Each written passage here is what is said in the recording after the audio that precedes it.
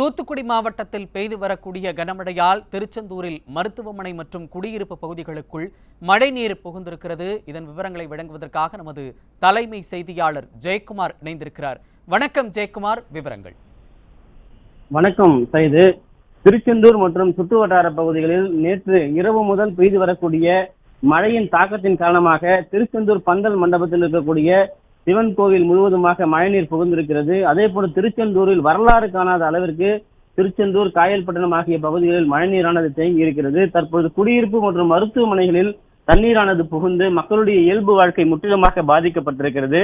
குறிப்பாக மருத்துவமனையில் நீர் புகுந்திருக்கிறதால் அங்கு இருக்கக்கூடிய நோயாளிகள் தற்போது அச்சுறுத்தலுக்கு உள்ளாகி இருக்கிறார்கள். முன்கூட்டியே வானிலை ஆய்வு மையம் வடகிழக்கு பருவமழையுடைய தாக்கம் தீவிரமடையும் என்று தெரிவித்திருந்தது.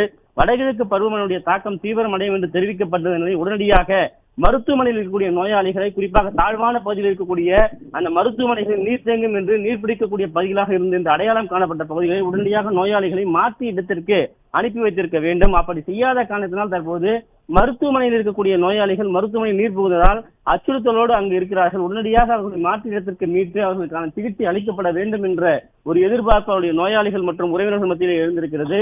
ஏற்கனவே சென்னை மற்றும் காஞ்சிபுரம், அதே போல செங்கல்பட்டு, திருவள்ளூர் உள்ளிட்ட 4 மாவட்டங்களில் மழையானது வெளுத்து வாங்கியது. இதில் வரலாறு காணாத மக்கள் பெரும் துன்பத்தில் இருக்கிறார்கள். முன்னெச்சரிக்கை நடவடிக்கை எதையும் எடுக்கப்படவில்லை.